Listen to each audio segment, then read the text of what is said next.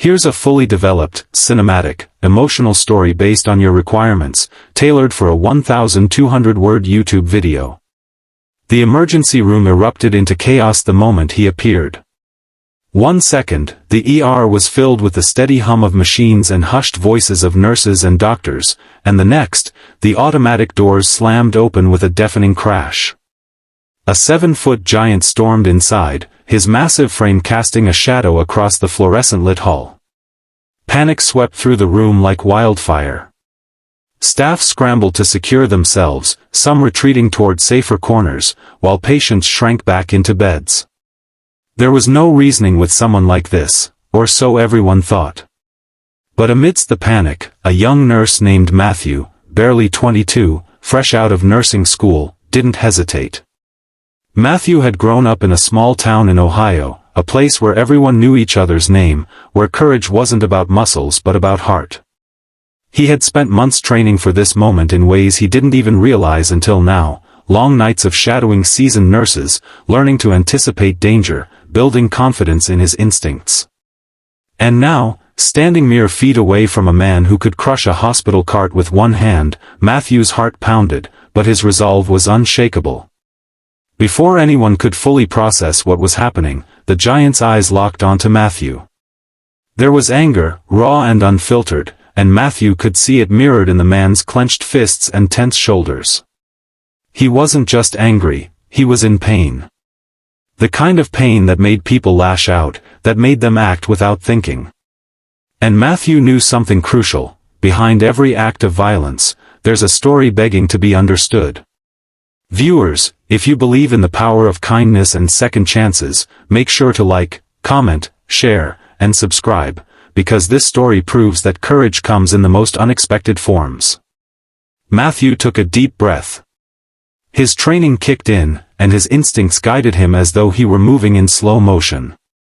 The giant lunged forward, his massive arms swinging like wrecking balls, and most of the staff would have panicked, frozen under the weight of sheer terror.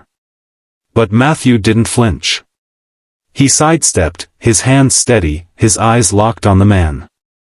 He remembered the words of his mentor, a grizzled nurse named Charles, who had always said, "You don't fight fire with fire, you fight fire with focus." Matthew moved like a dancer, precise and deliberate. He guided the giant's momentum, using his own body weight strategically, calming rather than confronting. Every muscle in his body was tense, every nerve alert. For an instant, it felt like the world had slowed down, the machines beeped steadily, the distant wails of patients became muffled, and the giant's rage seemed almost tangible, filling every inch of the room. Then, in one fluid motion, Matthew leveraged the man's size against him, guiding him gently but firmly down to the floor, a controlled takedown that left the entire ER in stunned silence. Time seemed to pause. The staff stared, mouths agape, barely able to comprehend what had just happened. Matthew, breathing heavily, helped the giant sit upright, meeting his gaze with calm, unwavering eyes. The man, now towering but subdued, blinked, confusion and relief washing over his face. For the first time, someone wasn't attacking him, wasn't shouting, wasn't panicking. Someone had seen him. Matthew knelt beside him, placing a reassuring hand on the giant's arm. "You're safe now," he said softly. There was no judgment, only empathy, the kind that melts anger and reaches straight to the soul. Slowly, the tension drained from the man's shoulders, and the rage that had seemed impossible to contain softened into tears.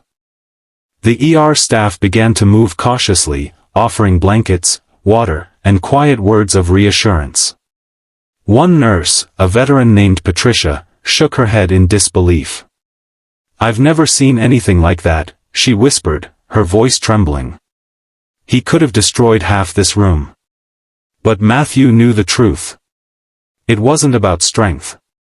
It was about understanding, patience, and the willingness to step into someone else's pain without fear. He thought of his own journey, the struggles he had faced being the new kid in a demanding, high-stakes environment.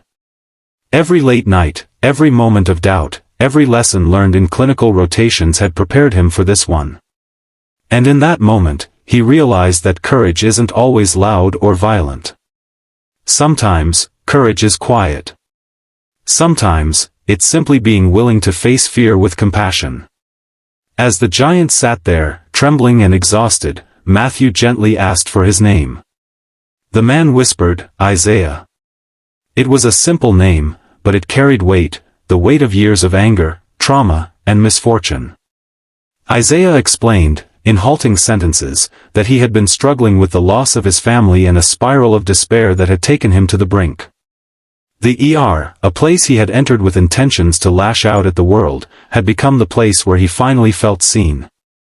Matthew stayed with Isaiah, guiding him to a safe room and ensuring he was calm, breathing steadily.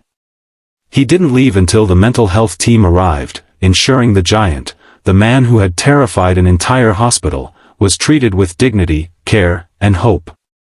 That day, Matthew learned a lesson more profound than any clinical skill, that heroism isn't about the size of the body or the power of the punch. It's about the size of the heart and the strength of empathy. Hours later, as the ER returned to its usual rhythm, Matthew walked down the hall, exhausted but fulfilled.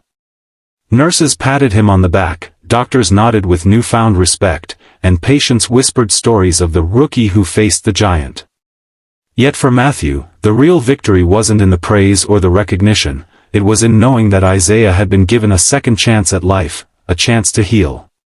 Matthew's story spread beyond the hospital walls, inspiring those who heard it.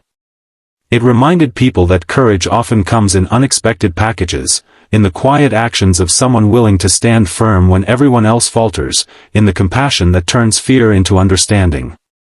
It showed that heroes aren't always the ones with weapons or accolades, but the ones who see humanity where others see danger.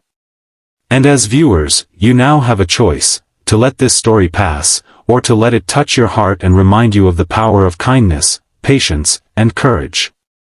If this story moved you, if it made you believe in second chances, in seeing the humanity behind the fear, please like, share, comment, and subscribe. Encourage others to witness that even in the darkest, most chaotic moments, hope can prevail, and one person, even a rookie, can change everything. Before we close, I'd love for you to comment below. Tell us about a time when someone's courage or compassion touched your life in a way you'll never forget. Matthew's quiet heroism left a mark not just on Isaiah, but on everyone who witnessed the scene. The 7-foot giant had stormed into the ER ready to destroy, and yet, in the hands of one young nurse, he found peace.